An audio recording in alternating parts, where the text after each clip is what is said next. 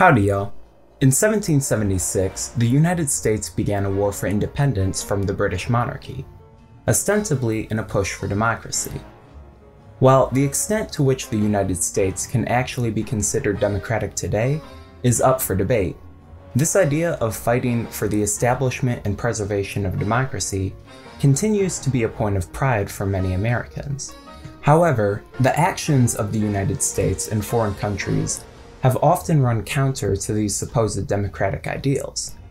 In truth, the US has often fought against democracy when it means securing its own economic interests. In Latin America alone, the US has been involved in several invasions and coups with varying success. Today, we're going to look at Guatemala and how the United States overthrew a democratically elected leader and installed a far-right dictatorship in order to make a company more money, fight against leftism, and keep the nanners flowing.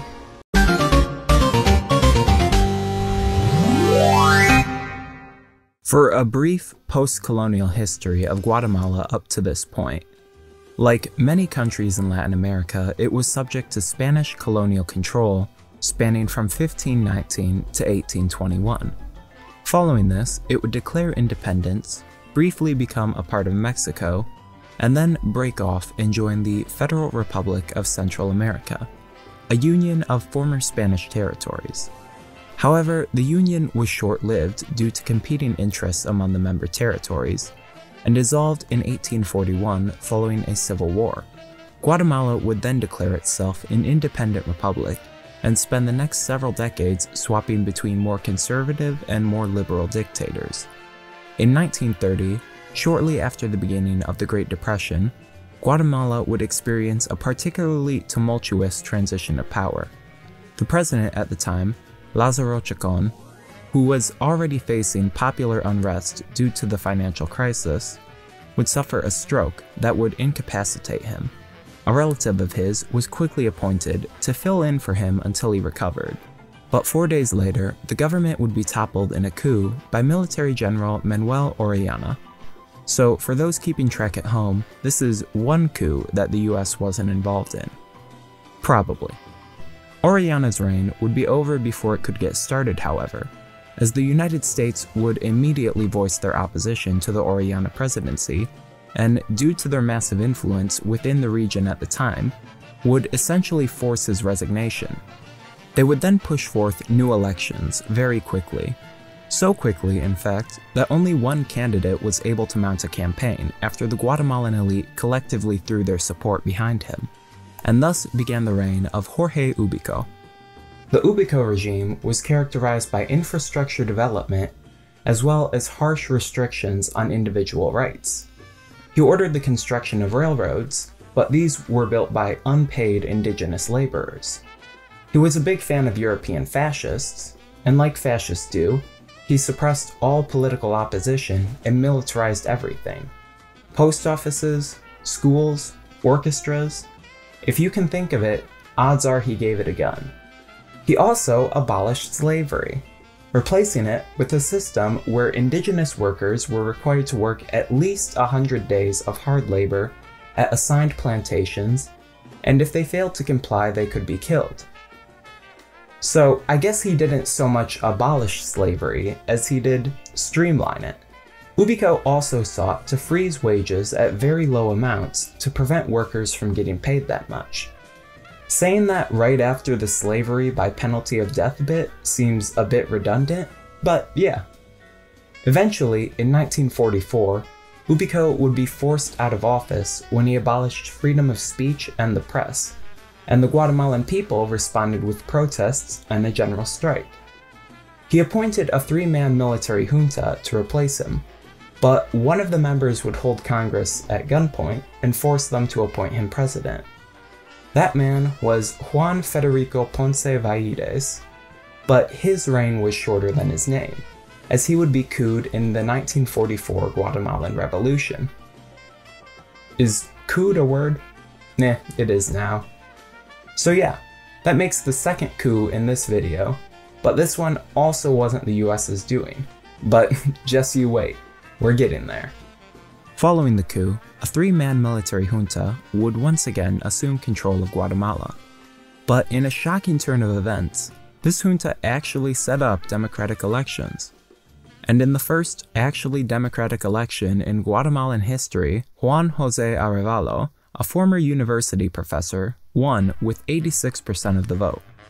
Arevalo practiced a philosophy called spiritual socialism, or Arevalismo. This did not refer to a Marxist economic theory. In fact, Arevalo was rather harshly anti-communist and suppressed communist politicians and activists under his presidency. Arevalo's spiritual socialism referred instead to a psychological liberation of the Guatemalan people and social welfare projects such as building schools, hospitals, and houses, as well as redistributing land and establishing a minimum wage. But it doesn't really matter what your actual position is when you name your political philosophy socialism in the 1950s. Arevalo was seen by many, including the US, as a communist sympathizer. In a speech to the US Congress, he said, "I fear the West has won the battle, but in its blind attacks on social welfare, it will lose the war to fascism." He was talking about World War II, but holy moly if that quote isn't depressingly relevant today. But eventually, Arevalo's presidency came to an end, and we would see something that we haven't seen before in Guatemalan history and won't see again for decades. A peaceful transition of power via an open and democratic election. Enjoy it while it lasts, everyone. And since we're quickly approaching the coup, let's take a moment to meet the major players in this. First off, we have the newly elected president of Guatemala, Jacobo Arbenz. He was previously a member of the military junta that set up the Arevalo election, and would win the presidency after Arevalo. Much like another famous Central American leftist, Che Guevara, who was actually in Guatemala to witness this coup, Arbenz's politics were heavily influenced by witnessing the plight of those around him, as he had to escort prison chain gangs while rising through the military ranks during the Ubico regime. And, spoiler alert, like with Che, this story isn't going to have a happy ending for our protagonist. Next up is the soon-to-be dictator of Guatemala, Carlos Castillo Armas. He's somewhat of an upgrade on Jorge Ubico in that while Ubico merely admired Hitler, Armas genuinely looks just like a Hispanic Hitler. Armas was also part of the coup that ousted Ubico, and actually went to military school with Jacobo Arbenz. But when Arevalo won the presidency over his preferred candidate, Francisco Javier Arana, Armas would join Arana in plotting to overthrow him. Several years later, Arana would stage a failed coup against Arevalo and be killed in the process. This forced Armas to go to Honduras after being imprisoned and then released 2 months later. It's there that he would first come into contact with the CIA, who would eventually select him as the man to lead the coup. Speaking of the CIA, we can't forget the United States in all of this. So let's meet our next character, President Dwight Eisenhower. Eisenhower was the 34th President of the United States, a Republican who came up through the military ranks. He did a lot of stuff, like creating the interstate highway system and starting NASA. For the purposes of this discussion, I do not care about those. The main thing to know about him is that, like any red-blooded 1950s American, he hates communism and loves nanners. Other notable people from the US in this are President Truman, a Democrat who got the ball rolling on the coup, so you know we have some truly bipartisan overthrow of a foreign president, and Allen Dulles, who was the director of the CIA under Eisenhower and has a resume that reads like a list of America's most hostile foreign policy decisions, sandwiching this coup in between the 1953 Iranian coup and the failed Bay of Pigs invasion in Cuba. And we can't forget the most important actor in all of this, the United Fruit Company, the corporation that puts the banana in Banana Republic. Formed in 1899 after a merger united two of the largest banana companies, United Fruit Company commanded a 75% market share in the US, which allowed it to buy out competitors and expand its operations into countries like Guatemala. Part of their success came from establishing a vertical monopoly on the banana industry. In economics, a vertical monopoly is when one company controls every level of production, thus allowing them to maximize profits. In countries they expanded to, United Fruit would build railroads, telecommunication lines, and other infrastructure in order to facilitate their operation.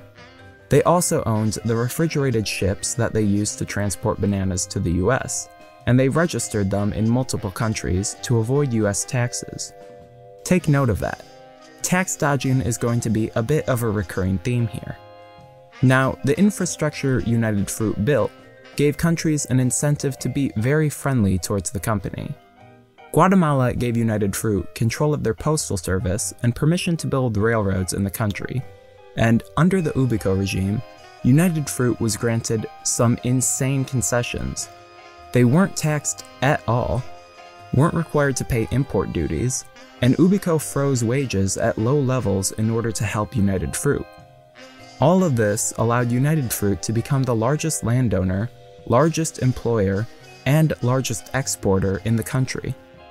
But despite all that these concessions did for United Fruit, they did little to nothing for the Guatemalan people. Despite all the rail lines that were built, United Fruit got control of their operation. This meant that independent farmers weren't allowed to use the railroads, because they were economic competitors. United Fruit also lobbied the government against building other public transportation so that everyone would have to be reliant on their railroads. And when the company no longer had use for a rail line, they destroyed it to ensure nobody else could use it. And it was even worse for the vast amount of Guatemalans who relied on United Fruit for employment, as work on the plantations involved long hours, hard labor, and very little pay. And there wasn't much hope for improvement, as the company was very quick to engage in union busting and banned workers from organizing. So for all the wealth they generated for the American company, and all the prosperity they provided for the American people, Guatemalans saw nothing but exploitation. And beyond exploitation, United Fruit would also bring the country a coup. You see, tensions had been rising between the Guatemalan government and the company ever since the end of the Ubico regime.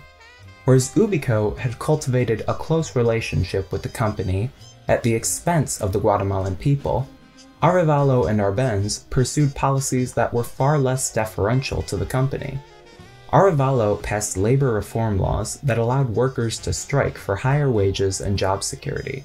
For a company that had up until that point been enjoying what often amounted to literal slave labor, these reforms were very unwelcome, and United Fruit would go on to repeatedly violate these new labor laws. In the United States, the company began lobbying Congress to take action on their behalf, as well as starting a PR campaign to portray themselves as the victims of a communist Guatemalan government and garner the sympathy of the American public. But the final blow to the company that ultimately doomed Guatemala came in 1952, when the Arbenz government passed Decree 900, also known as the Agrarian Reform Law. The law sought to address Guatemala's massive inequality in land ownership. Prior to the law, 72% of land was owned by just 2% of the population, and only 12% of that land was being used for cultivation. The law would take uncultivated land and redistribute it to local peasants, with the land's previous owners being compensated. In the short time that the law was in place, 500,000 people, about 1/6 of Guatemala's population, were given land. Oh yeah, it also actually abolished slavery.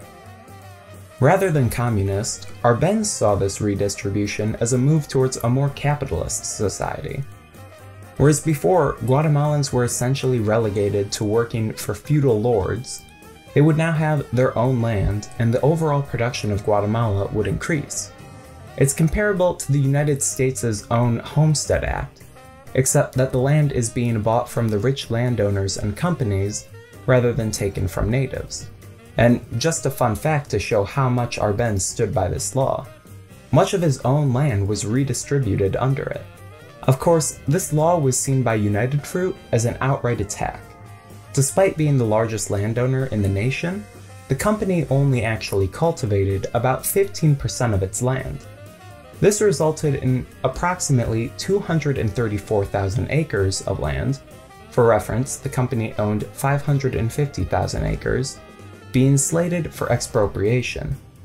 The Guatemalan government, when compensating United Fruit, paid the company based on what they had valued the land at in their tax filings, $2.99 per acre. But of course, the company had lied about the land's actual value when it came to paying taxes on that land. So United Fruit lobbied the US State Department, who told the Guatemalan government that the land was worth not $3, but $75 per acre. I'll take this moment to note that United Fruit had bought the land for $1.48 per acre a mere 20 years prior. But even if Arbenz had paid the full $75 rate, it likely wouldn't have mattered. By this point, United Fruit had successfully lobbied the US government, who had decided the law and the Arbenz government as a whole represented an increase in communist power. And just 3 months after the passage of the Agrarian Reform Law, President Truman authorized the CIA's first coup attempt in Guatemala, Operation PBFortune. The CIA had already been planning Operation PBFortune for several months prior to President Truman authorizing a coup. The main idea was to overthrow the government of Guatemala without the direct military involvement of the United States. Rather, the CIA was in contact with several US-backed dictators of nearby countries, as well as Castillo Armas. Armas was an attractive candidate to lead the coup for a couple reasons. He seemed corrupt enough. He was definitely going to try to do a coup, with or without their help. He claimed to have the support of the Guatemalan military, and one of the other candidates to lead the coup got cancer, so he was basically the only option left. The plan for the actual coup was that Armas would lead 3 separate invasion forces into Guatemala from every direction. These forces were to be supplemented by rebellions within the country, as well as air support from some of the US-backed dictators. Following the overthrow of the Arbenz government, the US had a list of communists who they wanted killed. Armas also created his own list of people he wanted killed, as well as more he wanted arrested or exiled. The operation kicked off in the fall of 1952, and to start, everything went smoothly. Armas was given $225,000, about $2.5 million in today's money. United Fruit Company donated one of their freighters to the effort, and said freighter was loaded up with hundreds of guns and thousands of grenades. The plan was to ship the weapons to Nicaragua, with the ship masquerading as transporting farming supplies. But the thing is, everyone involved in this coup was at least a little bit incompetent. And while the ship was on its way, the CIA found out that the Nicaraguan dictator was just going around telling people about the covert operation, as well as the United States' involvement in it. Now, the whole point of the plan was hiding US involvement. The US had just 5 years earlier told the United Nations it was committing to a policy of non-intervention. And overthrowing another country's president isn't exactly non-intervention. So the US called off the plan in order to avoid international embarrassment. The freighter was redirected to Panama, where the weapons were to be kept for later use. And Armas was paid $3,000 a month, about $34,000 today, both to allow him to maintain his army and to keep him from going forward with the coup attempt before the CIA was ready. It would not be long until the CIA was ready. Shortly after the failure of Operation PBFortune, Truman would be out of the White House. His successor, Dwight Eisenhower, was more hostile towards communism, having run on a platform of rolling back the spread of communism rather than containing it, more friendly towards the United Fruit Company, appointing several people to his administration who had ties to the company, including CIA Director Allen Dulles, and more willing to use the CIA to overthrow governments he didn't like. In August of 1953, Eisenhower authorized a second coup attempt, Operation PBSuccess. While it borrowed elements of PBFortune, it was to be far more expansive. The operation's budget was increased to more than 10 times that of PBFortune. Castillo Armas would again lead the invasion force, called the Army of Liberation. These forces were trained by the CIA in camps located in Nicaragua and Honduras. The two countries had agreed to let the US transport weapons and supplies to the army through the countries in order to aid the invasion effort. PBSuccess also differed from PBFortune in its emphasis on psychological warfare. Even with the aid of the US and the cooperation of Nicaragua and Honduras, Armas's army stood little chance of ousting President Arbenz on its own. The army consisted of only 480 soldiers, and it's not like Armas was a particularly skilled general either. So rather than launching a long-shot direct attack, the CIA began a long propaganda campaign. This psychological warfare had several goals. They wanted to reduce support for the Arbenz government, both among the army and the population at large. They wanted to create the illusion that the invasion force was larger and more powerful than it actually was, and they wanted to intimidate Arbenz himself. Any element of surprise was lost with PBFortune, so rather than hide from Arbenz, the CIA made sure he was aware of things like the training camps in order to reduce his resolve. Ideally, by the time Armas's army marched on the capital, there would be no one there to oppose them. This psychological warfare came in many forms. Planes dropped propaganda leaflets over the country. Officials that were considered communist were sent death threats, fake bombs, and nooses. Nearby countries were persuaded to only show video footage that supported the US's side. Dummy parachutes were dropped around the country to convince the Guatemalan people that the rebels were everywhere. Radio broadcasts from Arbenz were jammed, and a naval blockade was established around the country.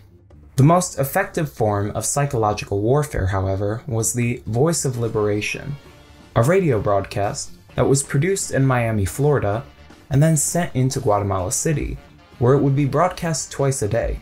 It portrayed to listeners a version of events where the invasion army was quickly making its way to the capital and encouraged them to support that army and fight against the communist Arbenz government. All of this contributed to widespread demoralization among the people and the army, and support for Arbenz began to plummet. Arbenz and his waning supporters did not merely sit around and twiddle their thumbs, however. The country took several measures to ward off the invasion. Arbenz attempted to bolster his army's firepower by importing weapons from Czechoslovakia. Arbenz turned to Czechoslovakia because other nations refused to sell him weapons. But for the CIA, the involvement of a member of the Eastern Bloc was a propaganda goldmine, as it helped them convince the media Arbenz's government were communist sympathizers. Arbenz also relied on the Guatemalan citizenry to aid the war effort, with those who were still loyal to the government donating supplies and helping to guard roadblocks. Arbenz also sought a diplomatic solution to the conflict. He reached out to nearby nations for aid, but was denied. Then, Guatemala went to the United Nations, where it asked the UN to help put a stop to the invasion. Debate ensued, in which the US argued that Eisenhower couldn't possibly support imperialism because he had been a general in World War II. But eventually, a proposal to open a UN Security Council investigation into the matter received the support of many UN member states. But funny thing about the UN, a couple countries have the ability to veto any proposal they don't like, and the US is one of them. So yeah, they vetoed it. Having run out of diplomatic options, all Guatemala could do was fight back against the invasion force, which they did a pretty decent job of. Not because the army was exceptionally skilled or anything, but rather because the invasion force was exceptionally incompetent. There were tons of small skirmishes over the course of the invasion, but here are some of the highlights. At the start of the operation, 60 invasion soldiers left their base in El Salvador and started heading for Guatemala. But before they could even get there, they all got arrested by Salvadorian police. In order to frame the Guatemalan government as an aggressor, Honduras planned to pretend that they had bombed an Honduran town. But military officials gave conflicting reports on what town had actually been bombed. While you might expect the invasion force to adopt quick-moving guerrilla tactics given their small size, they were actually remarkably slow. This would result in the army making threats and then failing to deliver because they just couldn't get where they needed to be. Despite the CIA training, the invasion force suffered some truly embarrassing defeats, such as a force of 122 invasion soldiers being defeated by a group of 30 Guatemalan soldiers. Another invasion force was successfully repelled not by soldiers, but by police and dock workers. The invasion army had all their planes shot down almost immediately when the conflict started, and had to ask the US for more. And when they weren't having their planes shot down, they were hitting the wrong targets, such as when a mission to destroy a Guatemalan government radio station accidentally destroyed a US radio station, or when they dropped napalm bombs on a British cargo ship that had absolutely nothing to do with the conflict. But while the actual invasion force struggled mightily, the radio had the nation convinced they were facing an insurmountable threat. The nation was convinced that Armas had thousands of soldiers and was gaining more every day, and Air Force bombing runs on the capital, while rarely doing much actual damage, fully demoralized the Guatemalan army, who sent Arbenz an ultimatum. Either he resign or they negotiate with the invasion force. Having lost the support of his army and his people, Arbenz had no options left. To make matters worse, the Voice of Liberation said that two massive armies were converging on the capital, and this was the same day they bombed the British cargo ship. Of course, the armies weren't real, and the ship wasn't supposed to be bombed, but Arbenz had no way of knowing that. So when told he must resign by 4 p.m. in order to stop the attacks, well, from his perspective, it was the only option. So Arbenz met with his military commanders one last time, ceded the presidency to one of his few remaining allies, Colonel Carlos Enrique Diaz, under the condition that Diaz would not negotiate with Castillo Armas, and delivered his farewell address, in which he criticized the brutal tactics of the invasion force, reiterated his position that accusations of communism were a front for protecting the economic interests of the United Fruit Company, and hoped that the violence could end, and the progress made by his administration would not be lost. Then he left to seek asylum in Mexico, and Diaz was the new president of Guatemala. For a couple of days. You see, the US was never going to be content with some hand-picked successor of Arbenz. They wanted someone who would do what they wanted. So, with the aid of some Guatemalan military officials, Diaz was also forced out. Then, a 5-man military junta was formed, which included Castillo Armas. With US help, he forced out every other member of the junta, and following an election where the only candidate allowed to run was Castillo Armas, he became the new president of Guatemala. Operation PBSuccess was a success. Once Armas was in power, he immediately began a harsh crackdown on communist and political opponents. His government established a National Committee of Defense Against Communism to start arresting anyone deemed communist, executing and torturing many of them. Labor unions were banned. Opposition political parties were banned. The Constitution was repealed. Decree 900 was reversed.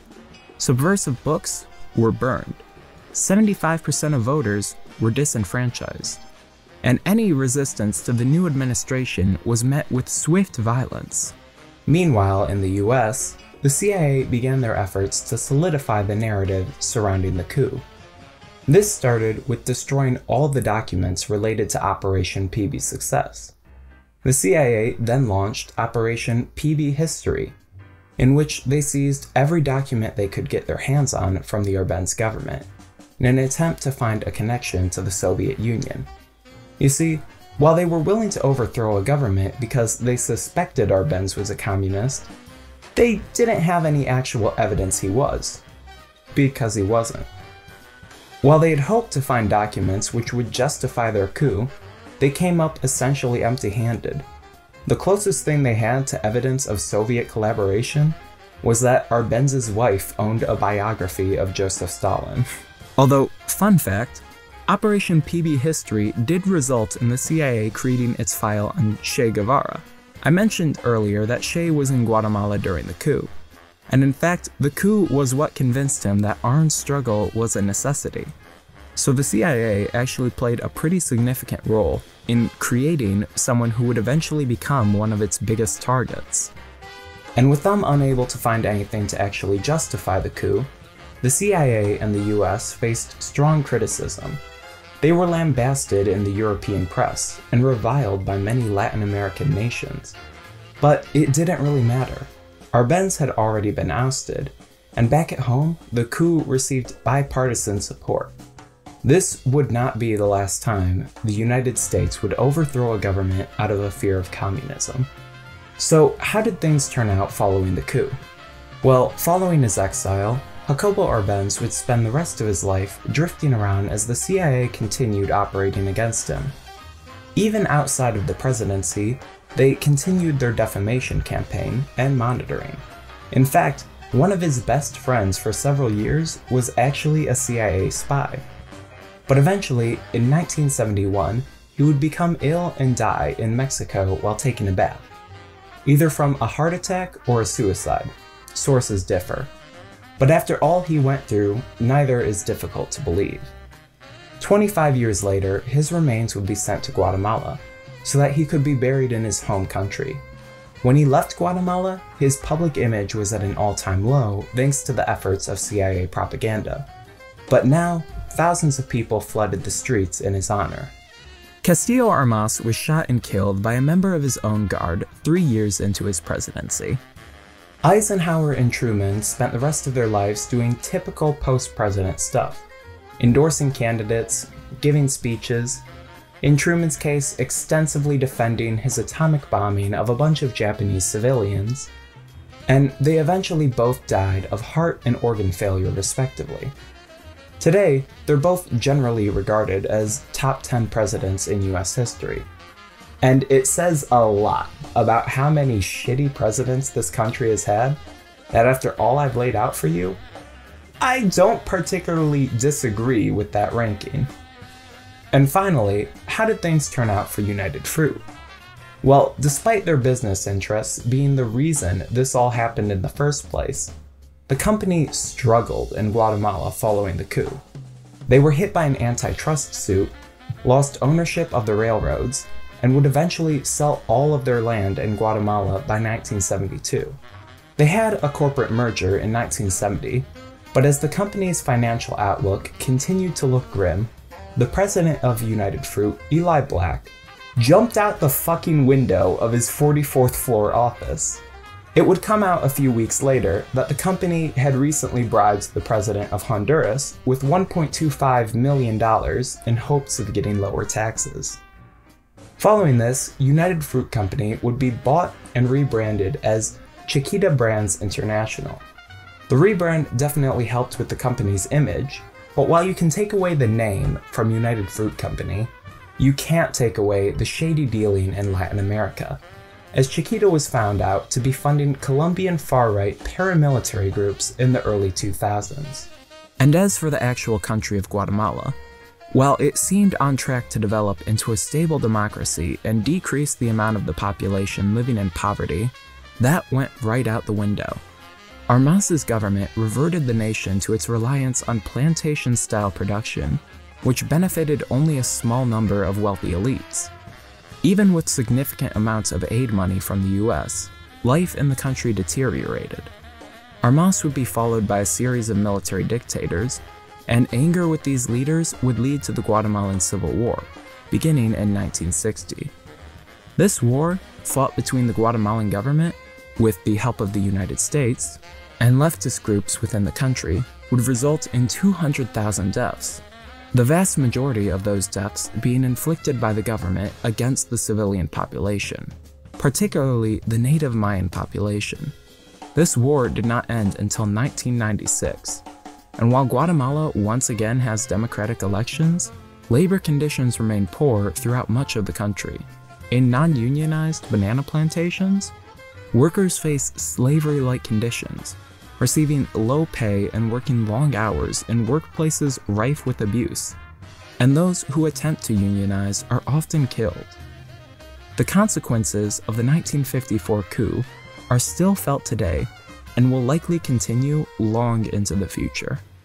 Following World War II, the United States had a real opportunity to carry that momentum in order to lead the world, not just economically and militarily, but to push for the genuine democratization of many nations, or at the very least, to stay out of the way as they did it themselves. Unfortunately, the tide of anti-communist fervor was too great, and America not only failed to aid burgeoning democracies such as Guatemala, but actively held them back from progress. The cost of this coup was severe. To Guatemala, to democracy, to the image and supposed ideals of the United States, and to the many people who lost their lives. But perhaps, just maybe, we can find a silver lining in all of this. After all, it kept the nanners flowing. Cheers. Wait, this doesn't even taste good. Eisenhower, what the fuck?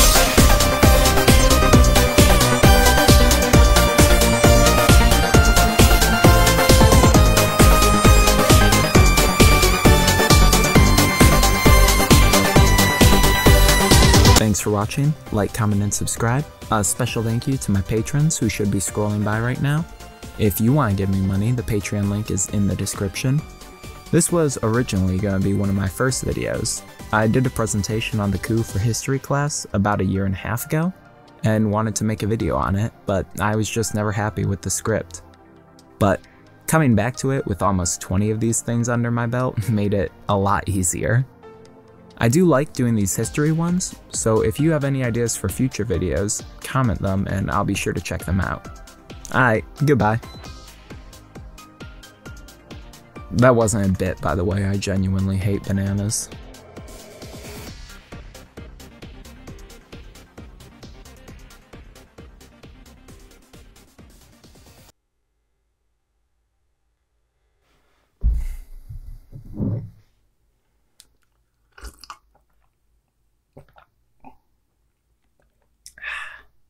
Monkey mug.